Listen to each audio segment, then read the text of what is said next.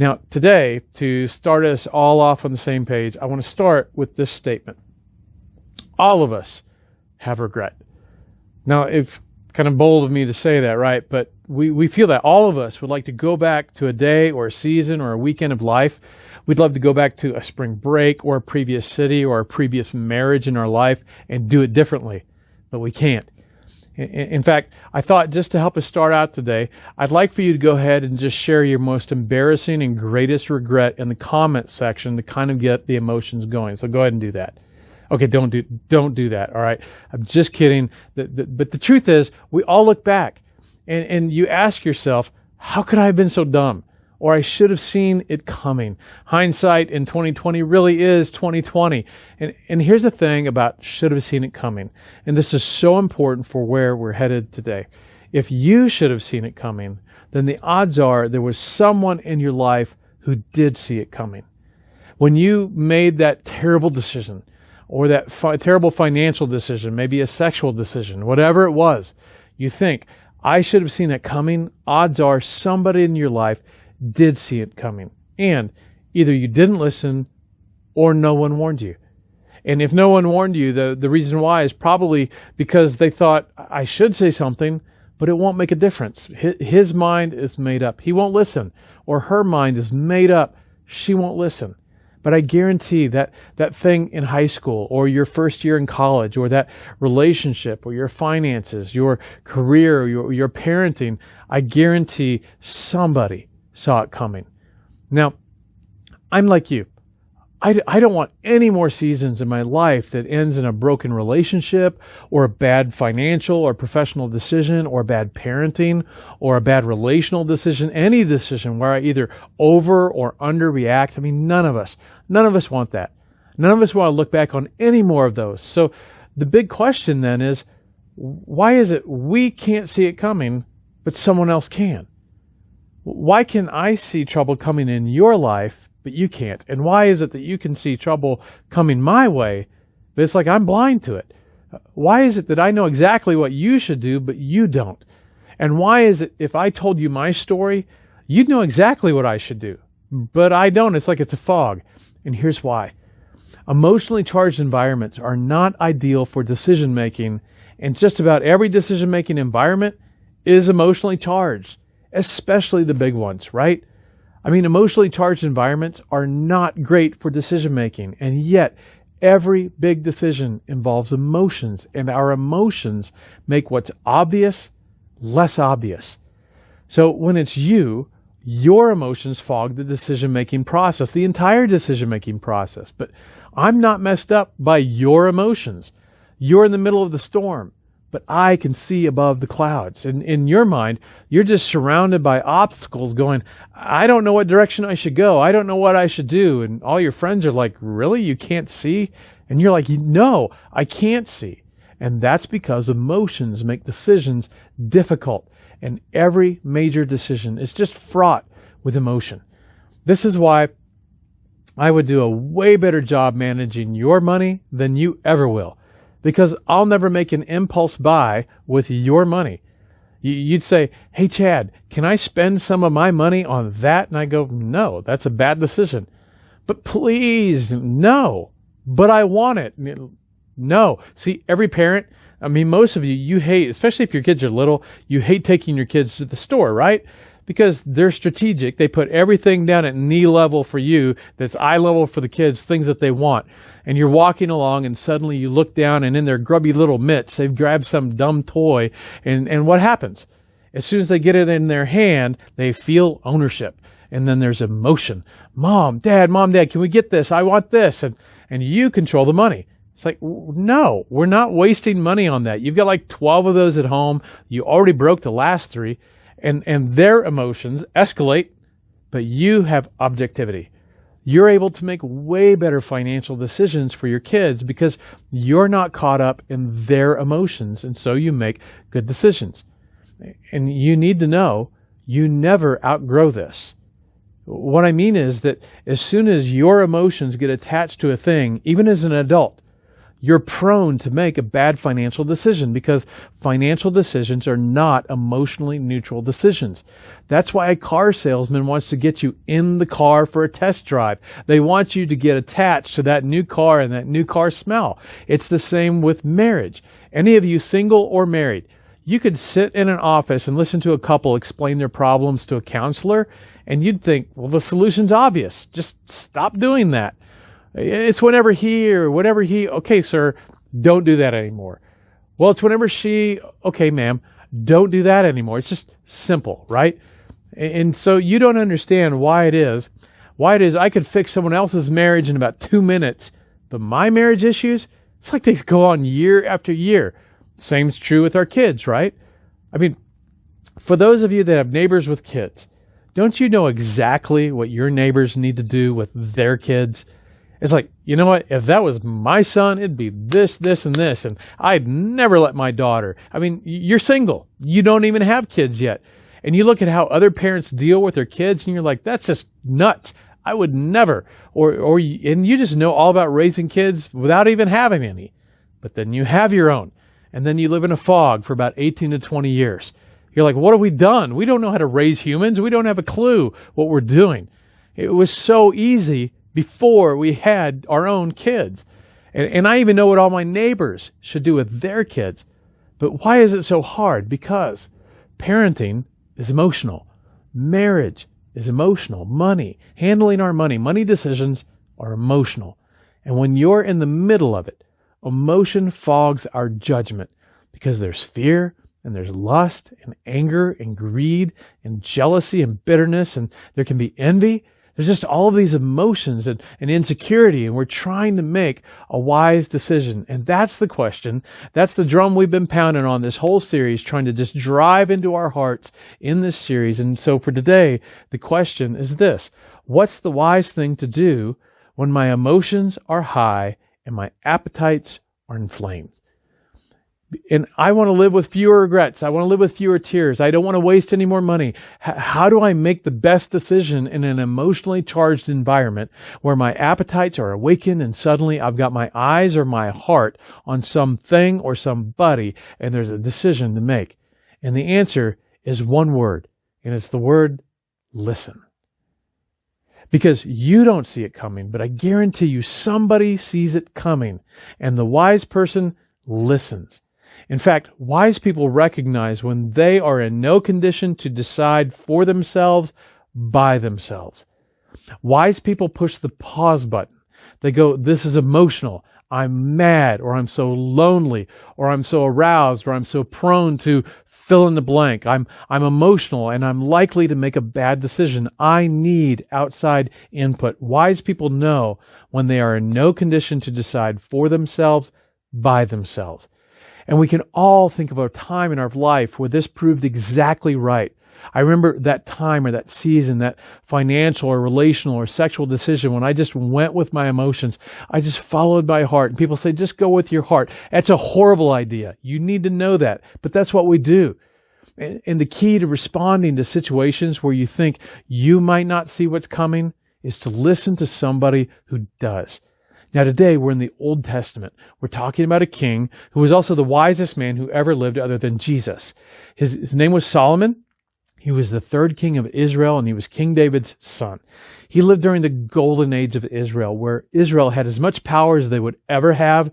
Their armies were as powerful as they would ever be. Their reach in terms of land acquisition was as broad as it would ever be. And God, as we're going to see, gave Solomon the gift of wisdom. So Solomon, he didn't have to learn the hard way or by experience like the rest of us. It's kind of like how God gives some people the ability to just hear a song and it's like they can just play it on any instrument. Or he gives some people the ability to just look at a complex math problem and they just see the answer. It's like, Solomon, I'm just going to give you the gift of wisdom. And he was so wise that his fame spread, and from all the surrounding nations, people came and they would line up, in some cases, waiting for days, even months, just to have a short audience with King Solomon. Because he could hear a situation and his judgment was impeccable. And his understanding of the sciences and math and all of the arts was just incredible. And the good news is, he wrote a bunch of this down. He wrote the book of Ecclesiastes, which if you're 40 or over, you love. If you're under 40, you think, wow, this is so pessimistic. Like, why is this even in here? He wrote the Song of Solomon, which is all about sex. So at night, little Jewish boys would creep into their father's office or study and find the scroll, look for the Song of Solomon, and then giggle, palm trees and peaches. If you don't know what I mean, go read it. But he also wrote the book of Proverbs. And in Proverbs, Solomon draws from this vast wisdom that God gave him. And he gives us all these great one-liners that are just so rich. And here's the interesting thing. The wisest man in the world said more about seeking counsel than any other ancient writer. So in other words, the man who needed counsel the least spoke and wrote about it the most. Because the wisest man in the world, he knew this, that there are going to be situations where you aren't going to see it coming, but somebody will. And if you're wise enough to invite them in and humble enough to invite them into the decision-making process, you will gain the clarity you need to make the decision that ultimately you'll be glad that you made. In fact, you can read one chapter, and I would encourage this if you're not really a Bible reader or it's been a long time, you can read one chapter of Proverbs a day, and you'll be done in a month, 31 chapters, and you won't regret it. So here's some snapshots from Proverbs about what we're talking about today. Instruct the wise, and they will be even wiser. In other words, you counsel, advise a wise person, it's like they just keep getting smarter. They become wiser still. Here's another one.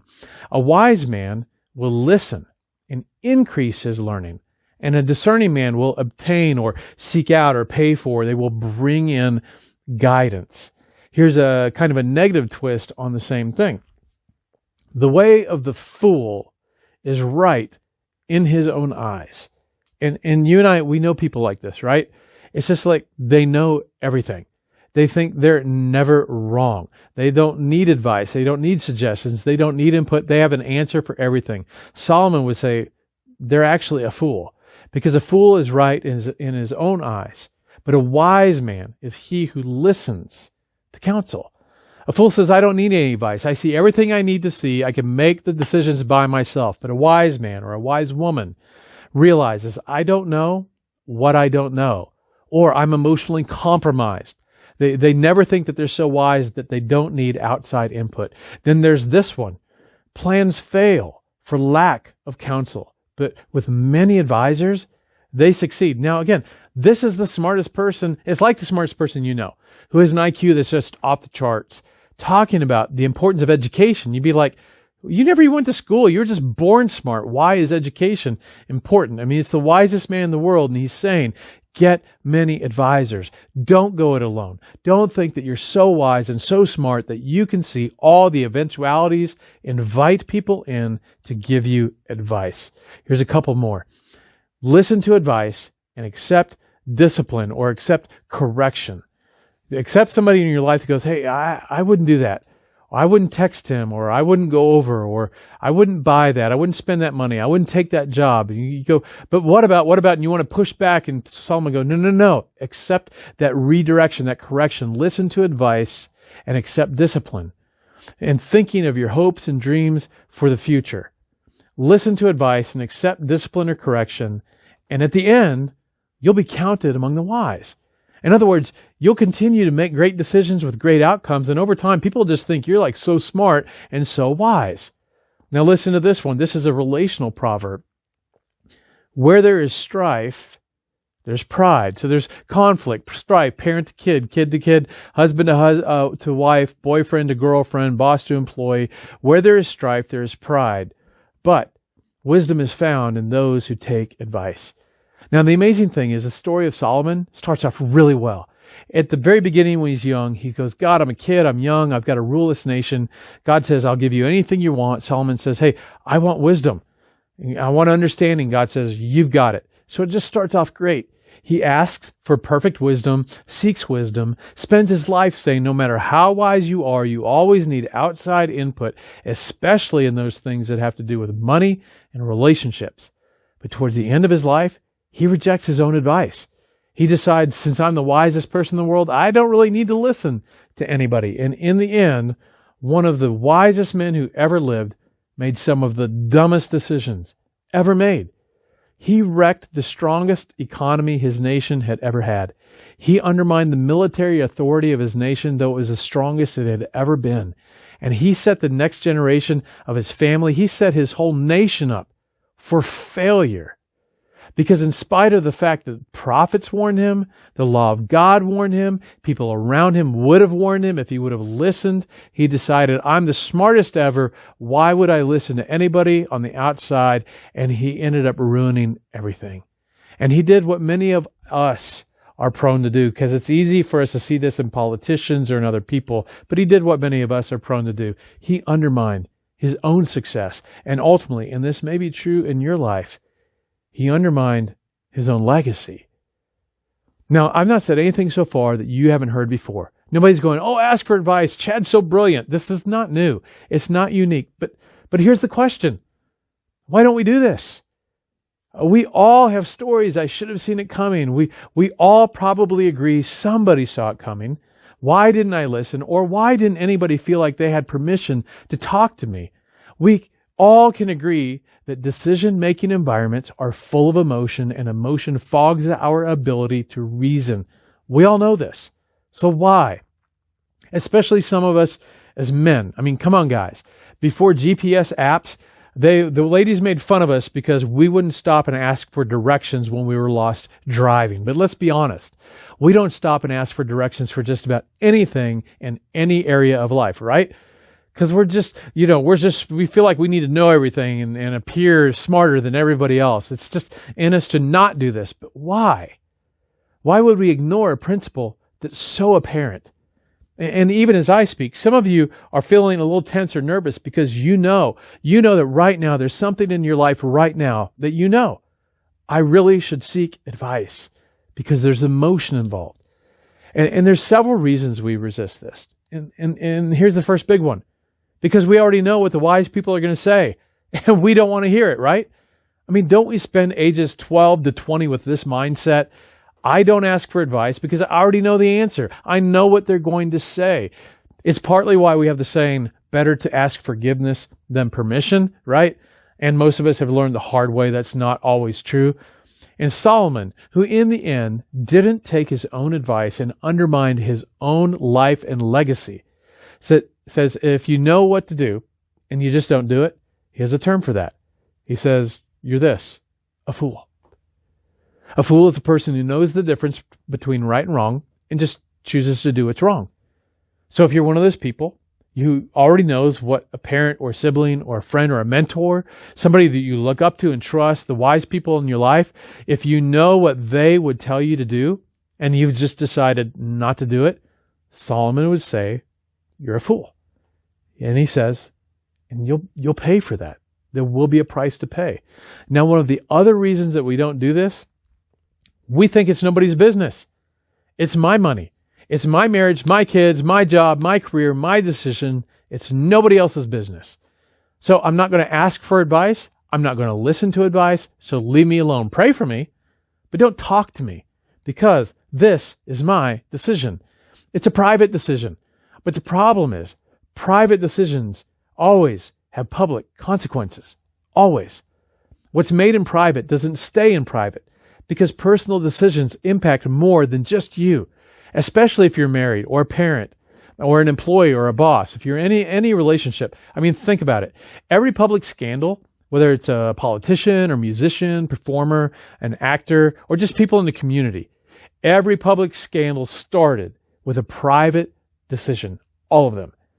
Private decisions have public consequences, and they involve and impact more people than just you. And we know this. And yet there's still this thing that's just like, I can figure this out. I can get through this. I'm smart enough. Just leave me alone. What is that?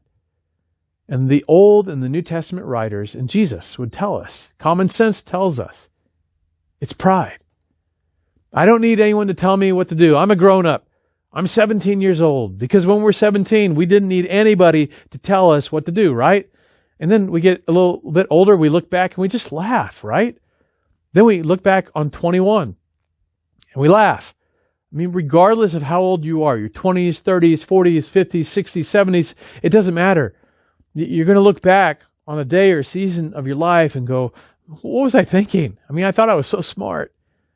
Now, as I wrap up, just 2 final statements that just go to the root of why our pride keeps us from acknowledging, accepting, and embracing outside counsel. And it's this: success is intoxicating and failure is humiliating.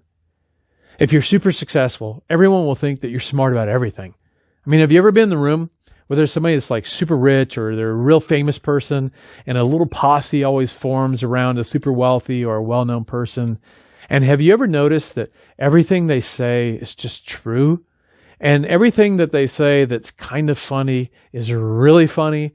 And for many of us, it's very difficult to survive success because after a while, you begin to think you know a lot about everything. And that's not true. But you think, why in the world would I seek advice about anything? And if you're successful or you're recognized in your field or your industry as being successful, your inclination will be to think, well, since I know a lot about this, then I guess I'm probably kind of an expert on all matters. And you will naturally resist outside input or inviting feedback and counsel. And you will really resist going to a counselor. Even if your husband or your wife starts saying, you know, honey, maybe we need to get some outside help, and you immediately push back. It's like, no, we'll figure this out. I've got this. I've seen a marriage. We've made it this far. I know how to husband. I know how to wife. We don't need to air our dirty laundry. I mean, what's a counselor going to tell us that we don't already know? That's pride. And on the flip side, the flip side is true as well. Failure is humiliating. In fact, maybe the worst thing for a man is to feel, and I guess this is true for women too, but I can only speak from my perspective, is the worst thing for a man to feel is inadequate. And ladies, this may explain something that maybe you've noticed with your sons or grandsons, a brother, your husband, or a boyfriend. If there's an area in our life where we feel inadequate, and where we're not doing so well, and then you come along being so helpful, you go, hey, I know. Hey, honey, I've got this book or this thing about this thing that you're not doing so well in, or I've got this link. So if you would read this or watch this, you'll get better at what you're not doing so well. You don't say it that way, but that's the way we hear it. And so you slide it our way, or you say, listen to this podcast or watch this YouTube video, and or maybe we can go to this conference or this marriage thing. And then as men, we resist. And you're like, okay, you know you're not so good at this. I know you're not so good at this. I'm just trying to help you. Why is it you are resisting me? And here's why. Because anything that reminds me of my inadequacy is something I'm naturally going to resist, even the solution to my inadequacy. And that is so dumb, right? Yet as men, this is what we do. But ladies, you're not immune to this, are you?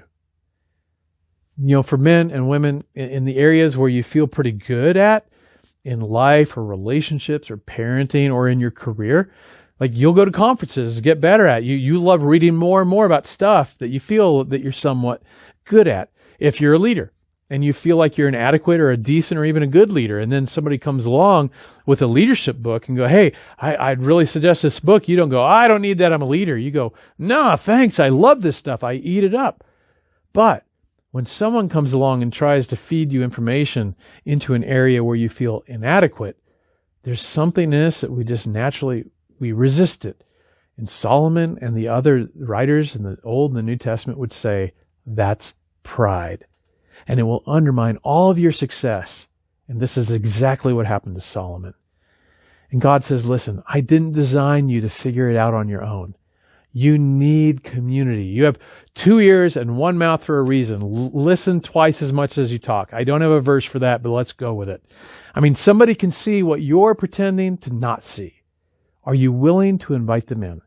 Because the people who come to the end of their life and experience the greatest peace and joy in relationships and finances and their mental health and their sense of worth, one of the things that they all share in common, they were people that when the emotions and the appetites ramped up, they hit the pause button and they invited someone else into the conversation. So here's the question I'm going to send you away with to ask, answer, and act on. In light of your experience, your current circumstances, in light of your hopes and dreams for your future, who do you need to listen to? Listen. And God will use the voices of other people to guide you, to guard you, and to ensure that you never have to look back on another season or another episode or another relationship or expenditure in your life and wonder, why didn't I see that coming? Let me pray for us. Father, this is easily said, not so easily done. And God, we again just acknowledge there's that thing in us that we don't want to appear weak or dumb or silly or whatever it is. God, I pray for myself, for everyone that's listening to me, that you would, by your Spirit, by your helper, give us just the humility and the courage to just get over ourselves and to go seek advice. I pray for everyone that right now, God, that they know it's right in the forefront of their mind that there's something that they are feeling emotional about, that they're wrestling with. I pray that you'll both give them the courage to go seek advice and then the wisdom to discern who to go seek that advice from. And I pray, God, that you would bless that conversation, that you would bless the outcome. And God, we know that your ways are life, that you desire life that's truly life. So, Father, I pray that everyone that will act on this, that's exactly what they will experience. And it's in the name of Jesus that I pray. Amen. Well, again, I just want to thank all of you for joining us. Don't miss next week. We're going to be beginning a brand new series. We'll be talking about that, but especially in light of everything that we're facing in the world, but especially as a country right now. There's one thing that if we don't get it right, if we get confusion about what it looks like to be what God has called us to be, we're just going to continue to add confusion and fire to the problems that we are facing. But if we can get it right, it could literally change everything for us, for our city, and for our country. So please don't miss what we're going to be launching next Sunday. Also, just as a reminder, and again, especially if you're a guest, if you're new, first time joining us, click the link in the comments about the cookout that's coming next Sunday. We would love to have you join us for part of that. And don't be nervous about coming to see a bunch of people you've never met before, you don't know. Just I tell you, the people, you're going to be loved, you're going to be welcomed. No matter where you are on your faith journey. So again, thank you for joining us, and we definitely hope to see you at the cookout. Definitely hope to see you next week. All right. See you then.